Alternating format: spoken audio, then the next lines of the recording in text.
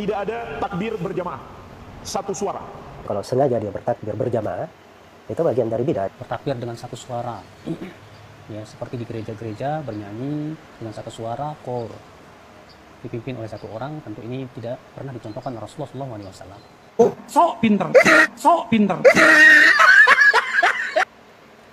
Bismillahirrahmanirrahim. Assalamualaikum warahmatullahi wabarakatuh. Alhamdulillahirrahmanirrahim. Wassalatu wassalamu ala asyrafil anbiya'i wal mursalin wa ala alihi wa barik wa sallim ajma'in. Amma ba'd. Teman-teman, terkait video tadi ya, langsung saja kami akan menanggapi. Mungkin juga di sebelumnya sudah ada beberapa video yang terkait. Mudah-mudahan dengan tayangan video kali ini bisa juga menambah wawasan keislaman kita, juga semakin membuat kita berhati-hati dalam setiap perkataan, apalagi mempunyai sesuatu ajaran yang dari Rasulullah SAW dianggap sebagai sesuatu yang tidak ada. Ya, jadi sudah jelas bahwasanya dikatakan 3 orang ustadz ya, salah satunya itu Badrus Salam, satunya lagi siapa saya kurang ini ya, Muhammad Sunusi atau siapa satunya lagi, itu sudah tidak asing tuh ya di kalangan para Wahabiyun di Indonesia khususnya ya, karena tiga-tiganya tadi mengatakan dalil takbiran itu ya, baik Idul Fitri atau Idul Adha itu bertakbir itu hanya satu suara, satu orang, disamakan dengan orang-orang yang maaf ya beribadah di hari Ahad itu satu orang diikutin itu, jadi mengikuti seperti menyanyi juga tidak ada dalil ya, tidak dicontohkan oleh Nabi ya. Kalau sudah tidak dicontohkan Nabi, tidak ada dalil, maka sudah pasti dituduh sebagai bid'ah ya. Suatu yang bid'ah itu berarti tempatnya di neraka ya.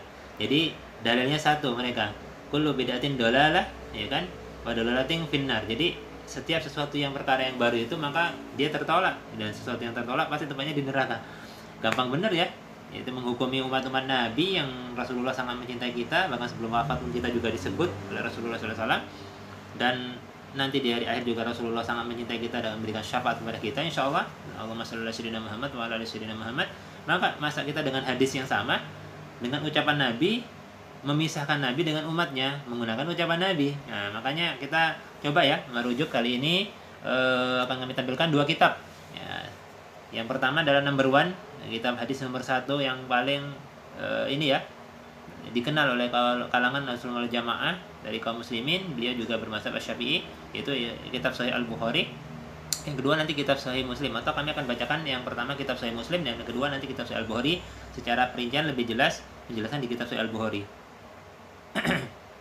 Langsung saja teman-teman, mari kita simak.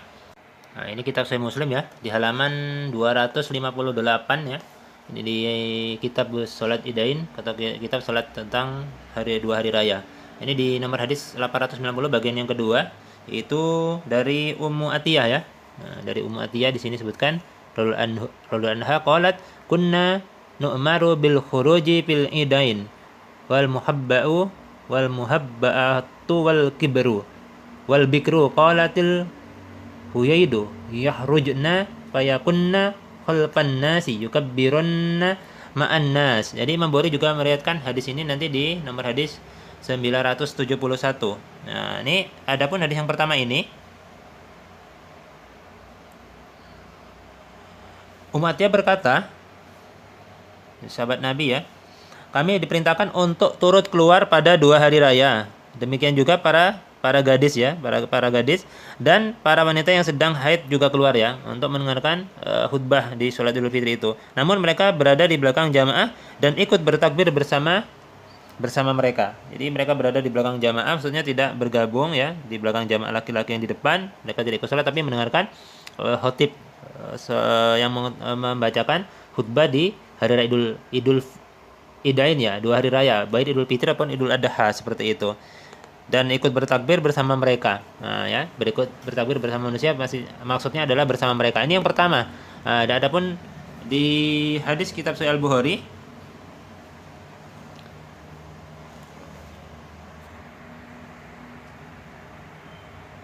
ini kitabnya ya teman-teman sekalian, di halaman 154, nomor hadisnya 971. Ini hadisnya teman-teman 971 ya kan, tadi Imam Muslim meriwayatkan di nomor hadis 890 ya. Jadi hampir sama ya nomor hadisnya. Jadi ini langsung diriwayatkan oleh masih dari sahabiah ya, Ummu Atiyah di sini disebutkan. Ummu Atiyah dia berkata, pada hari raya Idul Fitri kami diperintahkan untuk keluar sampai pun kami mengajak para gadis dan juga para wanita yang sedang haid. Mereka ditempatkan di belakang barisan shop kaum muslimin serta mengucapkan takbir mengikuti takbir mereka. Nah, ini ya. Jadi kaum muslimin yang laki-laki bertakbir di barisan depan, yang perempuan di belakang ngikutin. Artinya ini adalah takbir berjamaah. Jadi hadisnya sahih ya. Di kitab Sahih Al-Bukhari dan kitab Sahih Muslim seperti itu. Jadi mereka diletakkan di belakang barisan shop kaum muslimin serta mengucapkan takbir mengikuti takbir mereka. Artinya takbirnya berjamaah baik di Idul Fitri ataupun Idul Adha, dan berdoa mengikuti doa mereka. Ini doa berjamaah juga. Ya, sahih dalilnya seperti itu, dengan mengharap keberkahan dan kesucian di hari raya tersebut.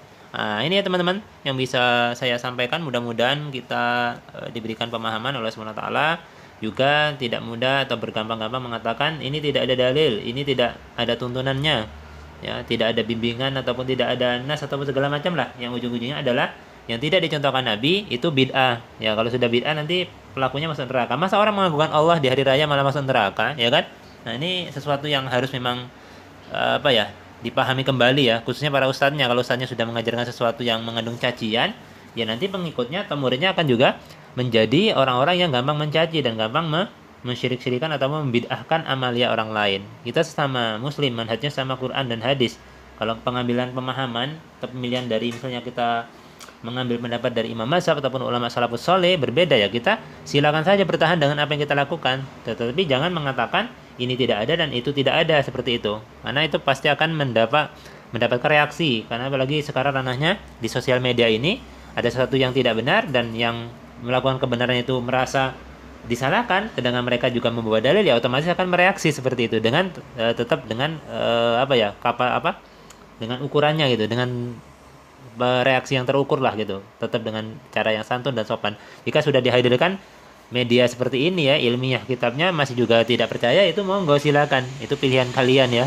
Jadi mudah-mudahan para Wahabi jangan ada lagi ini akun pemecah belah, konten Syiah. Masa kami dituduh bisa murtad segala macam di Facebook. Jadi tidak apa-apa lah kalau memang bayi-bayi Wahabi baru hijrah, ya sudah, kita kalau mereka nanti sadar minta maaf, kita maafkan aja ya. Kalau belum, ya silakan nanti pertanggungjawabkan di hadapan Allah SWT telah menuduh kita sebagai pelaku Syiah, ya pelaku bid'ah ataupun sebagai Syiah ataupun yang bisa murtad dari keislaman kita. Nauzubillahi min dzalik ya. Wassalamualaikum warahmatullahi wabarakatuh.